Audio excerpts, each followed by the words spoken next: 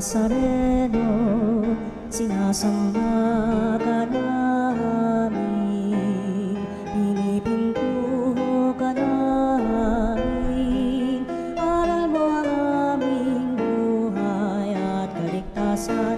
Nuestro Padre Jesus Nazareno, iligtas mo kami sa kamatayan, ang krus mong pinamatayan ay sagisag ng aming kaligtasan. Nuestro Padre Jesus Nazareno, dinarangal ka namin. Nuestro Padre Jesus Nazareno, inulwalhati ka namin. Nuestro Padre Jesus Nazareno, inarangal ka namin. Nuestro Padre Jesus Nazareno, inulwalhati ka namin. Bayan, magsiyawit na bayan, pinagpala ka, dakilang biyayang pangako niya, sumilay ka. Sa ngalan ng Ama at ng Anak at ng Espiritu Santo. Amen. Ang pagpapala ng ating Panginoon Jesucristo, ang pag-ibig ng Diyos Ama, at ang pakikipagkaisa ng Espiritu Santo naway sumainyong lahat. At sumayo rin. Mga kapatid, aminin natin ating mga kasalanan upang tayo maging marapat gumanap sa banal na pagdiriwang.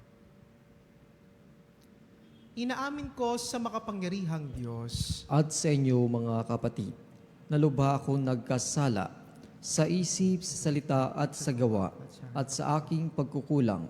Kaya isinasamo ko sa mahal na Birheng Maria, sa lahat ng mga anghel at mga banal, at sa inyo mga kapatid na ako'y ipanalangin sa Panginoong ating Diyos. Kawa nawa tayo ng makapangyarihang Diyos, patawarin tayo sa ating mga kasalanan at patubayan tayo sa buhay na walang hanggan. Amen.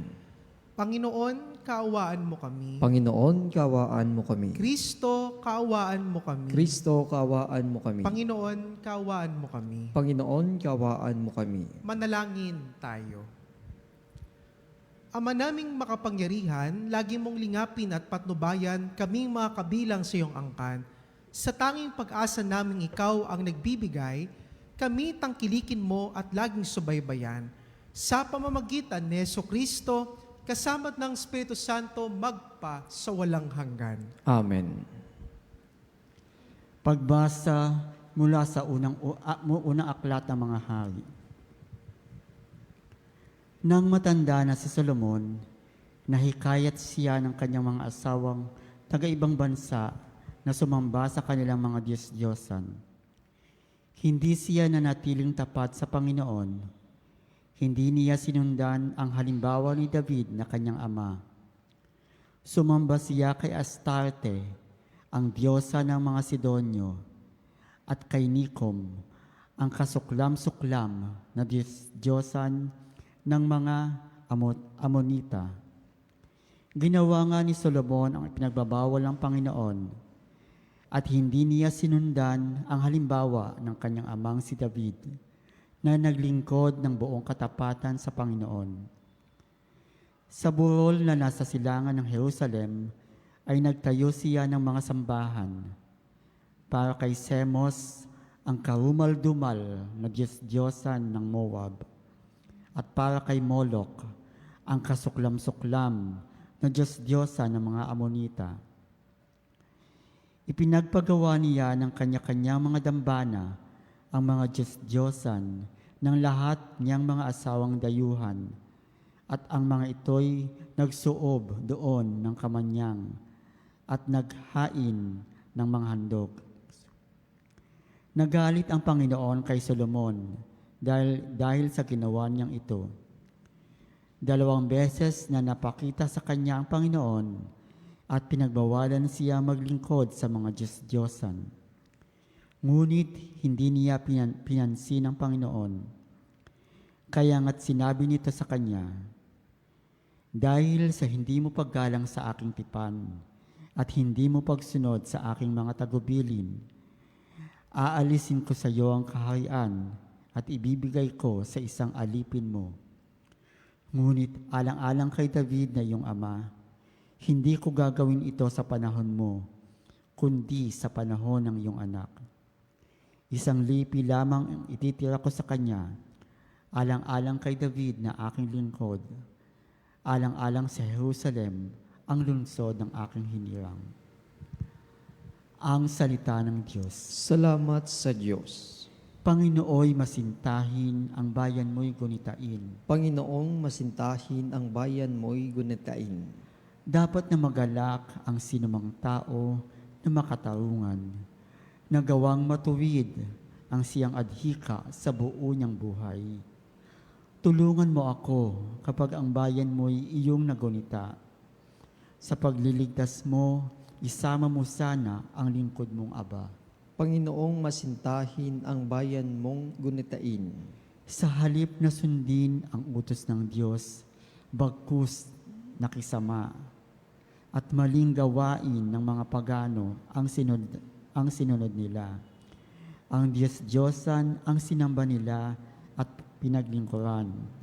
Sa ginawang ito, sila ang nagkamit ng kaparusahan. Panginoong masintahin ang bayan mong gunitain. Pati anak nilang babae at lalaki inihaing lubos. Sa Diyos-Diyosan, mga batang ito ay dinalang handog. Itong Panginooy nagpuyos ang galit sa mga hinirang. Siya ay nagdamdam sa ginawa nilang pawang kataksilan. Panginoong masintahin ang bayan mong gunitain.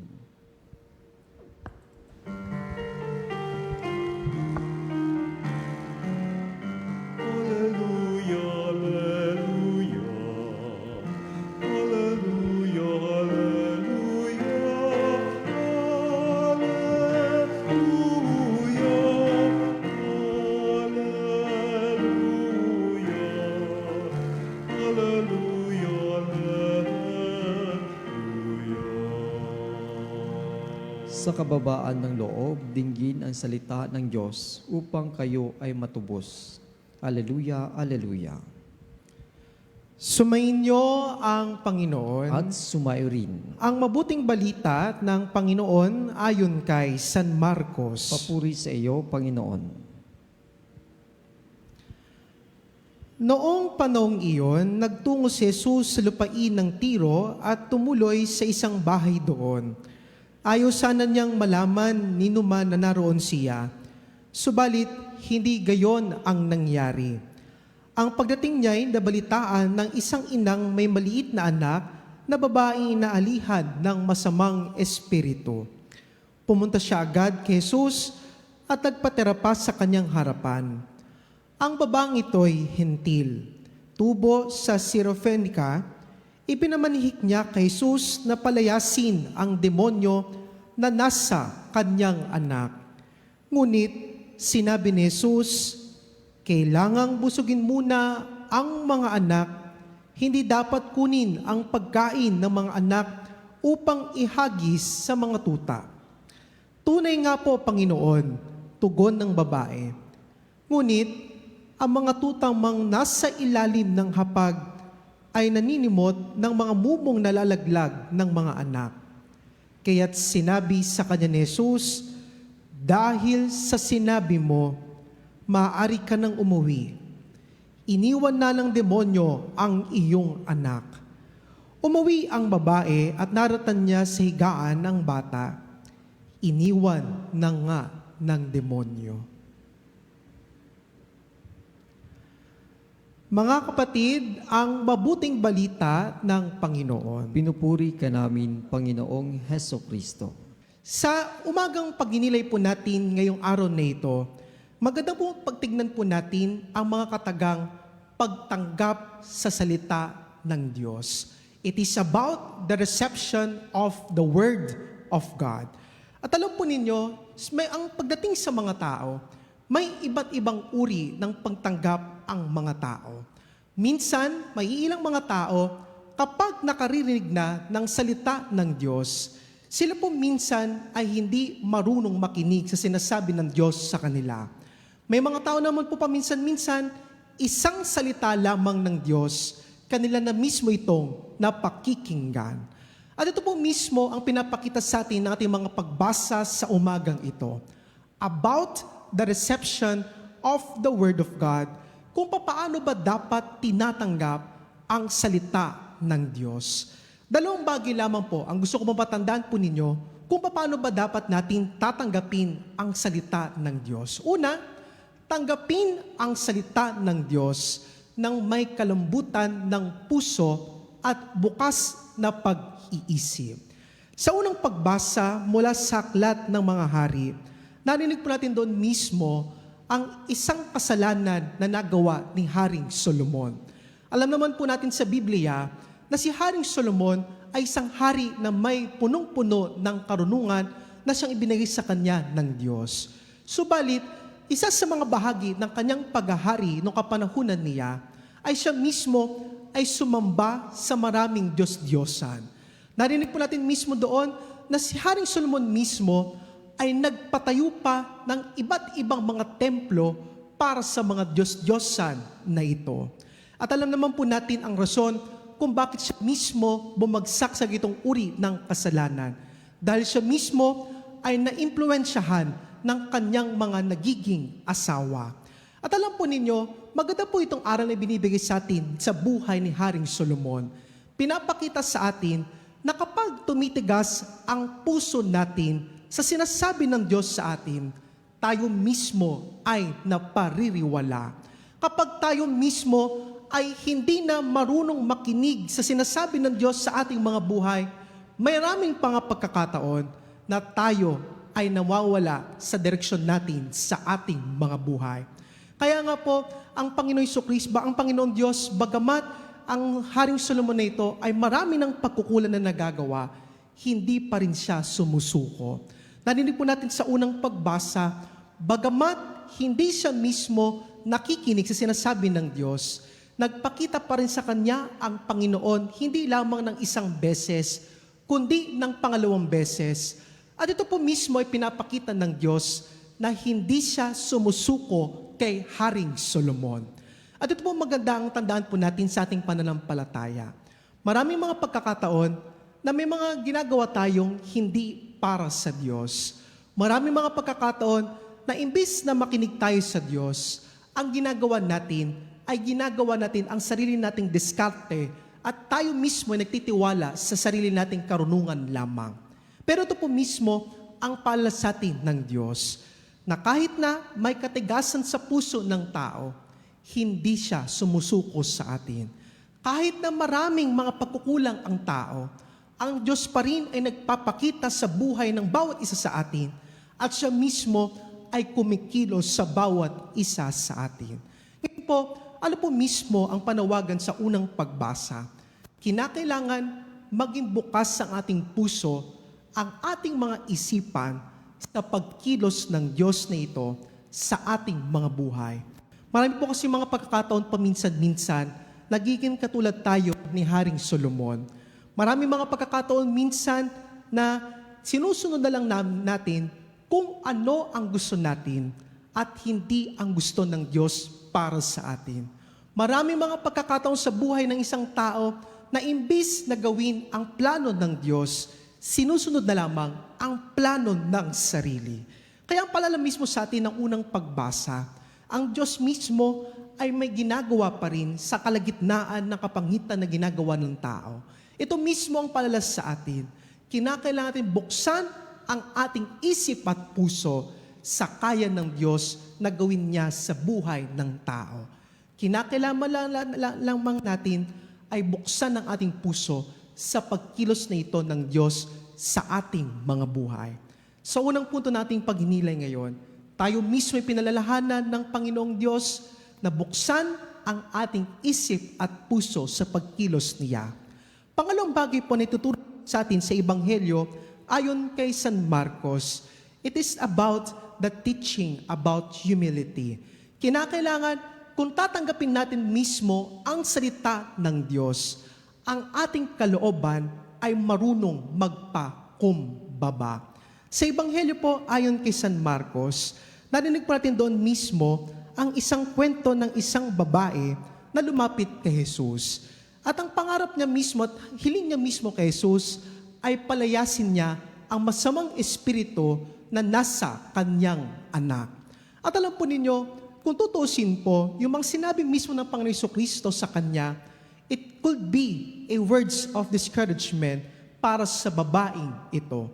Pero dahil malalim po ang kanyang pananampalataya at mababa ang kanyang kalooban at tinatanggap niya kung anuman ang sabihin ni Jesus sa kanyang buhay, siya mismo pa rin ay nagtiwala.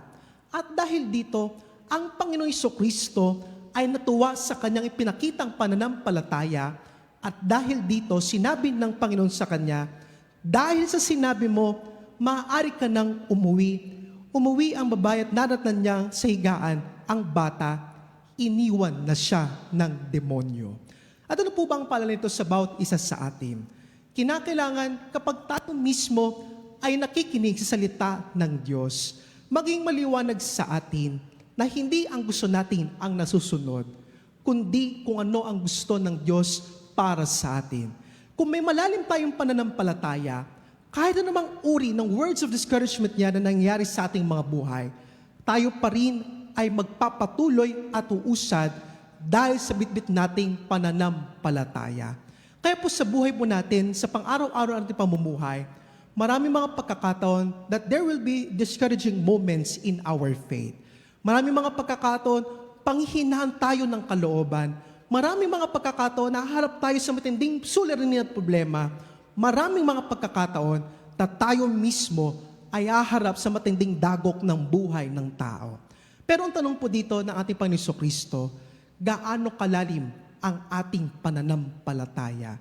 Tayo ba mismo ay may malalim na pananampalataya na handang tanggapin kung ano man ang kalooban ng Diyos para sa atin?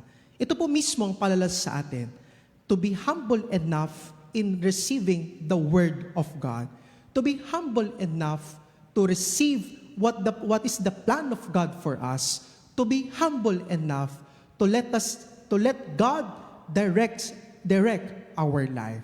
Kaya po ang palala po sa atin, kinakailangan katulad tayo ng babaeng na may hiling kay Jesus na matutong magpakumbaba. At sa Ebanghelyo po, ng ayon kay San Lucas, marinig po natin ang ginawa ni Maria. Ganito po mismo ang ginawa ng ina ng Diyos. Nagpapakumbaba siya at hinaayaan niyang manguna ang Diyos sa kanyang mga buhay. Ito po mismo ang paalala po sa atin. We let go and we let God do something great for us. Hayaan natin mismo ang Diyos ay may gawin sa ating mga buhay. Mga kapatid, ito lang po mong pagninilay po natin sa umagang ito. It is about the reception of the Word of God. Dalawang bagay po ating pagninilay sa umagang ito. Una, when we receive the Word of God, kinakailangan bukas ang ating mga puso, bukas ang ating mga isipan sa gustong mangyari sa atin ng Diyos. Pangalawa naman, kinakailangan kapag tatanggapin natin ang salita ng Diyos, we must receive it with faith.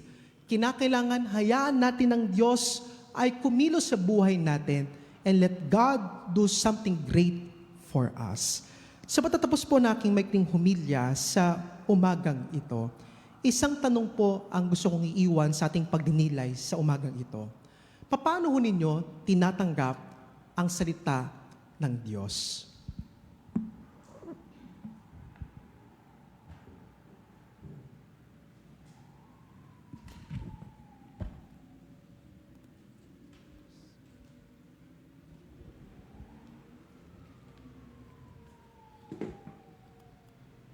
Panalangin ng bayan. Binuwag ni Jesucristo ang pader na naghihiwalay sa mga Hudyo at Hintil bilang isang sambayanan ng iisa, bago at walang hanggang tipan. Manalangin tayo sa amang nagbubuklod sa atin. Sa bawat panalangin na tinutugon, Diyos ng lahat ng bansa, pakinggan mo kami. Diyos ng lahat ng bansa, pakinggan mo kami. ang simbahan sa buong daigdig. Naway maging daluyan ng awa, kapayapaan at pag-ibig ng Diyos. Manalangin tayo sa Panginoon. Diyos ng lahat ng bansa, pakinggan mo kami. Bilang komunidad ng mananampalataya, naway hindi tayo magkahati-hati dahil lamang sa mga simple o walang kwentang dahilan ng away at hindi pagkakaunawaan. Manalangin tayo sa Panginoon. Diyos ng lahat ng bansa, pakinggan mo kami. Ang mga inang nagiging balisa at nag-aalala tungkol sa kalusugan ng kanilang mga anak, naway huwag makalimot na tumawag kay Jesus para sa tulong at ginhawang kinakailangan. Manalangin tayo sa Panginoon. Diyos ng lahat ng bansa, pakinggan mo kami. Ang mga may sakit at mga naghihingalo, naway makatagpo ng kaginhawaan sa Diyos ng pag-ibig at awa. Manalangin tayo sa Panginoon. Diyos ng lahat ng bansa, pakinggan mo kami. Ang mga yumao na sa buhay na ito, naway magbunying walang hanggan sa tahanan ng Diyos Ama sa kalangitan. Manalangin tayo sa Panginoon. Diyos ng lahat ng bansa, pakinggan mo kami. Sa ilang sandali ng katahimikan, ipanalangin natin ang kagalingan at natatanging kahilingan ng ating mga Eucharistic advocates.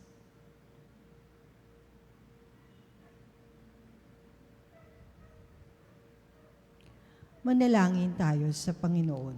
Diyos ng lahat ng bansa, pakinggan mo kami.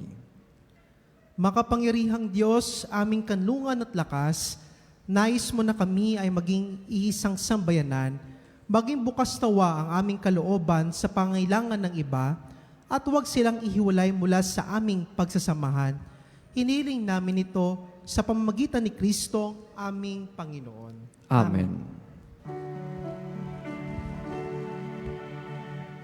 Aming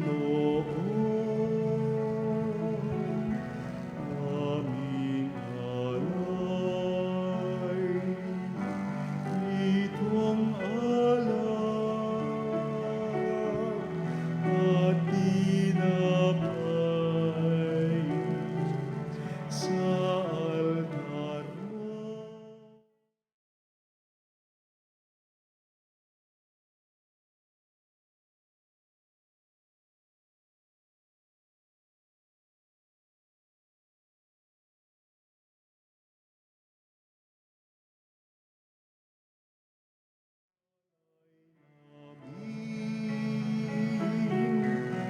Aming buhay,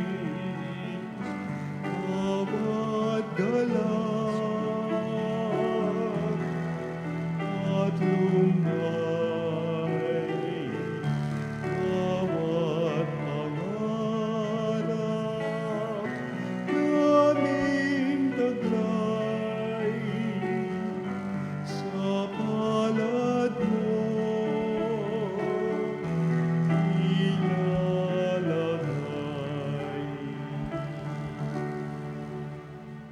Manalangin kayo mga kapatid upang pagain natin ay kalugdan ng Diyos amang makapangyarihan. Tanggapin nawa ng Panginoon into paghahain sa iyong mga kamay, sa kapurihan niya at karangalan sa ating kapakinabangan at sa buong sambayanan niyang banal.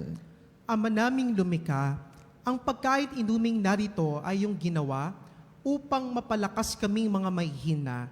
Ipagkaloob mong ito ay aming mapagsaluhan bilang pakikinabang sa buhay mo pang magpakilanman sa pamamagitan ni Jesucristo kasama ng Espiritu Santo magpa sa walang hanggan. Amen. Sumainyo ang Panginoon. At sumayo rin. Itaas sa Diyos inyong puso at diwa. Itinaas na namin sa Panginoon. Pasalamatan natin ang Panginoong ating Diyos. Marapat na siya ay pasalamatan.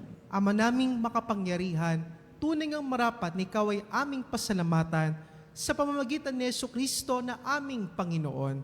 Utang na loob ang nagbubunsod upang gunitain ang kamatayan niya para kami buhayin. Pagtitiwala ang sanhi ng ligayang di malilibot sa pagkabuhay niyang sa amin kaloob, pag-asa ang dahilan ng pagiging handa para sa pagbabalik niyang totoong dakila. Kaya kaisa namang na nagsisiawit ng papuri sa iyo, nang walang humpay sa kalangitan, kami nagbubunyi sa iyong kadakilaan. Santo, Santo, Santo, Panginoong Diyos makapangyarihan, napupuno ang langit at lupa, kalwalhatian mo. Hosana sa kaitaasan, pinagpalang na paririto sa ngalan ng Panginoon. Hosana sa kaitaasan.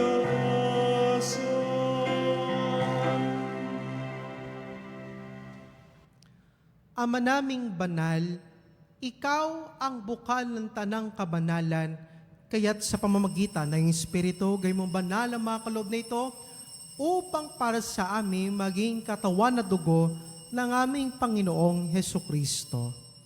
Bago niya pinagtiis ang kusang loob na maging handog, hinawakan niya ang tinapay, pinasalamatan kanya, pinagati-hati niya yon, iniabot sa kanyang mga lagad at sinabi, "Tanggapin ninyong lahat ito at kanin.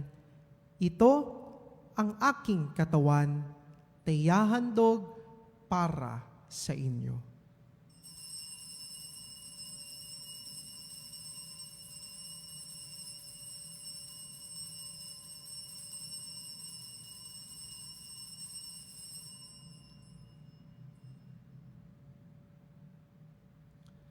Gayon din naman nung matapos ang hapunan, hinawakan niya ang kalis, muli kanyang pinasalamatan.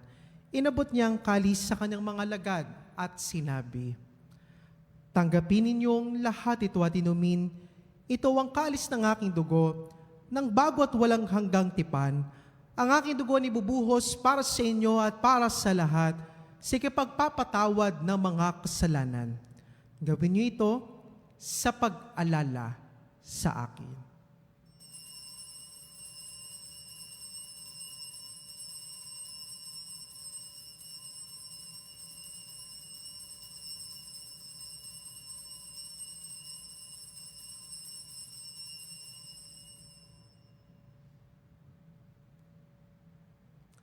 Ipagbunyi natin ang misteryo ng pananampalataya. Si Kristo ay gunitain, sarili ay inihain.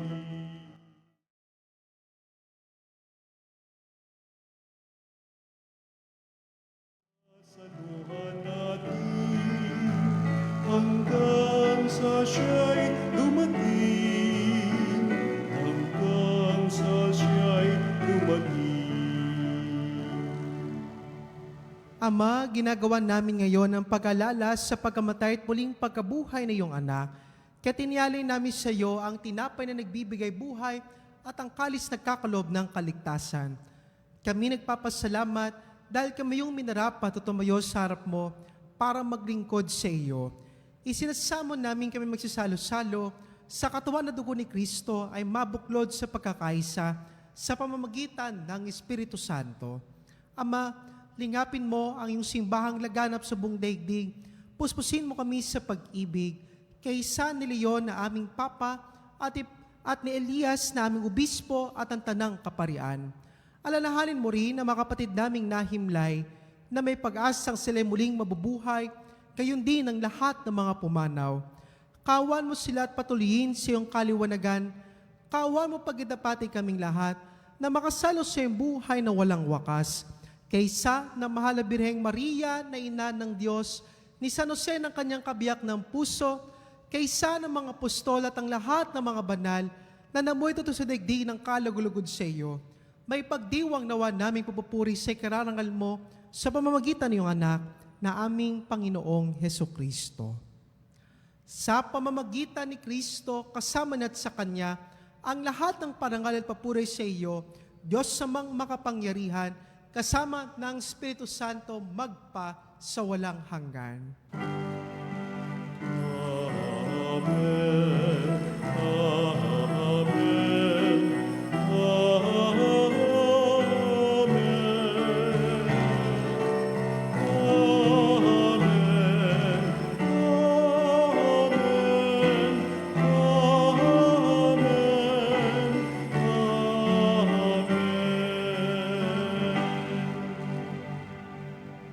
Sa tagubiling ng manakagay na utos sa turno ni Jesus sa Panginoon natin at Diyos, ipahayag natin ng lakas sa loob. Ama namin, sumasalangit ka, sambahin ang ngalan mo, mapasa amin ang kaharian mo, sundin ang loob mo, dito sa lupa, para lang sa langit. Bigyan mo kami ngayon ng aming kakanin sa araw-araw. At patawarin mo kami sa aming mga kasalanan, para ng pagpapatawad namin sa nagkakasala sa amin. At huwag mo kami ipahintulot sa tukso, at iadya mo kami sa lahat ng masama. Hiniling namin kami adyas sa lahat ng masama, pagkalooban ng kapayapaan na araw-araw, iligtas sa kasalanan, at iliyos sa lahat ng kapahamakan, samantalang aming pinananabikan ng dakilang araw ng pagpapahayag ng tagapagligtas naming si Yesu Kristo. Sapagkat iyo ang kaharian, kapangyarihan at ang kapurihan magpakailanman. Amen. Panginoong Hesus Kristo, sinabi mo sa iyong mga apostol, kapayapaan ang iniwan ko sa inyo, ang aking kapayapaan na binibigay ko sa inyo. Tungayin mo ang aming pananampalataya at huwag ang aming pagkakasala. Pagkalooban mo kami ng kapayapaan, pagkakaisa, ayon sa iyong kalooban, kasama ng Espiritu Santo magpa sa walang hanggan. Amen. Ang kapayapaan ng Panginoon ay laging sumainyo. At sumairin. Magbigayan kayo ng kapayapaan sa isa't isa. Kapayapaan. Kapayapaan po sa bawat isa.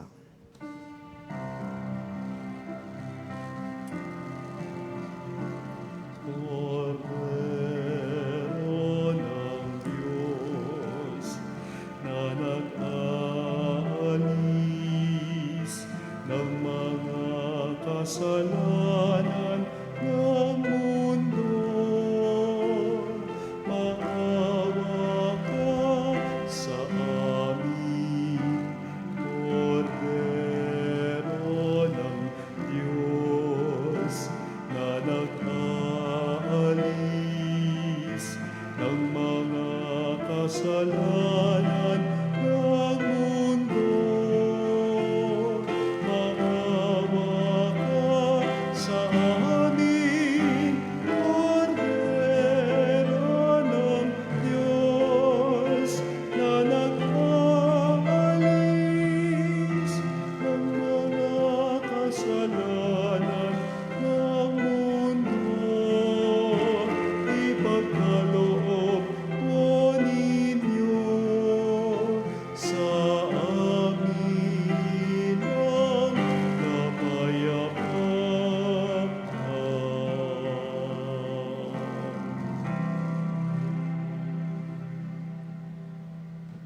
Ito ang kordero ng Diyos.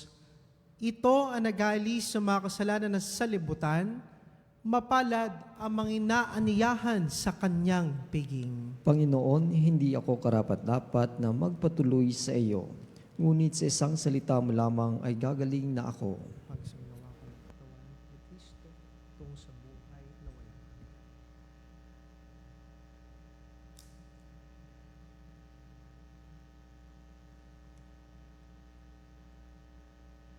Pagsanglawa ko ng dugo ni Kristo tungo sa buhay na walang hanggan.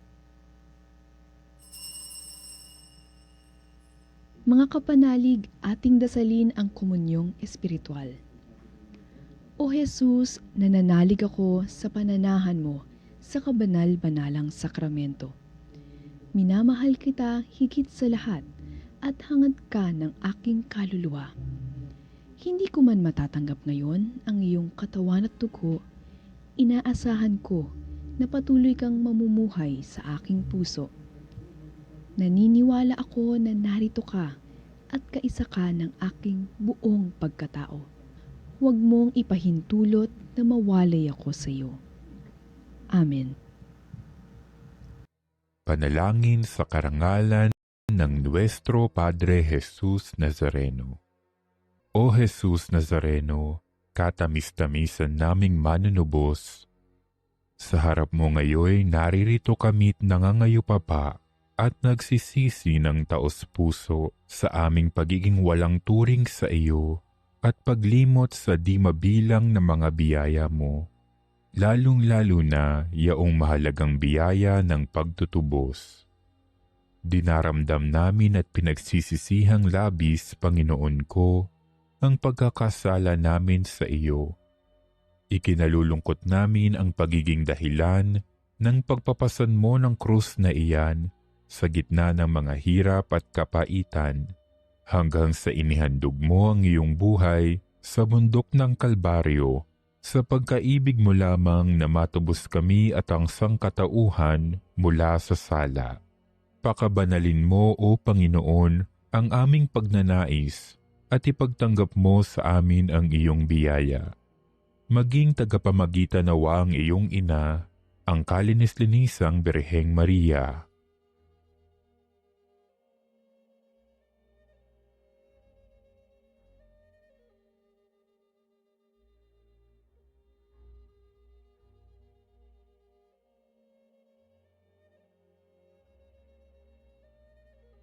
Ama naming makapangyarihan, niloob mong akuin ang iyong anak, ang krus at kamatayan, upang ang sangkatauhan ay matubos at mabuhay.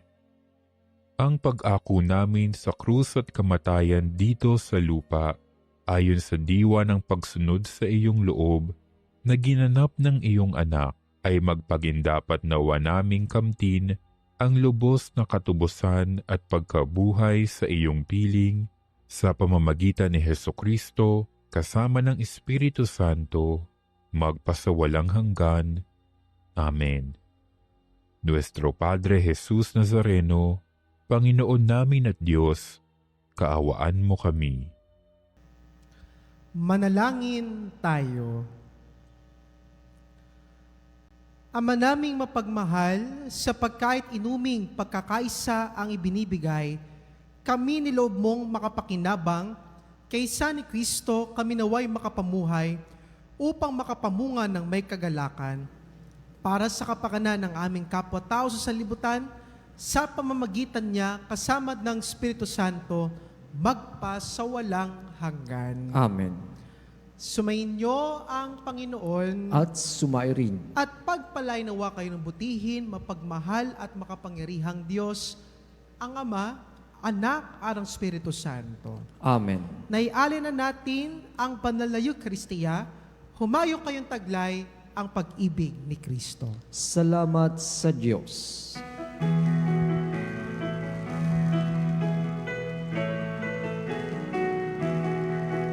Magsinawit kayo sa Panginoon.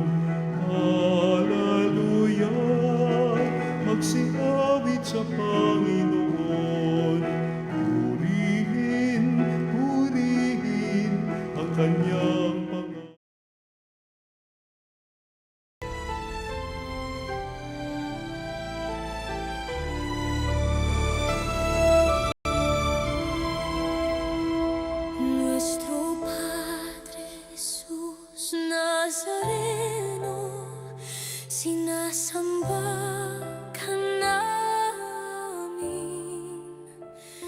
Pinipintuho ka namin, aral mo ang aming buhay at kaligtasan. Nuestro Padre Jesus Nazareno, iligtas mo kami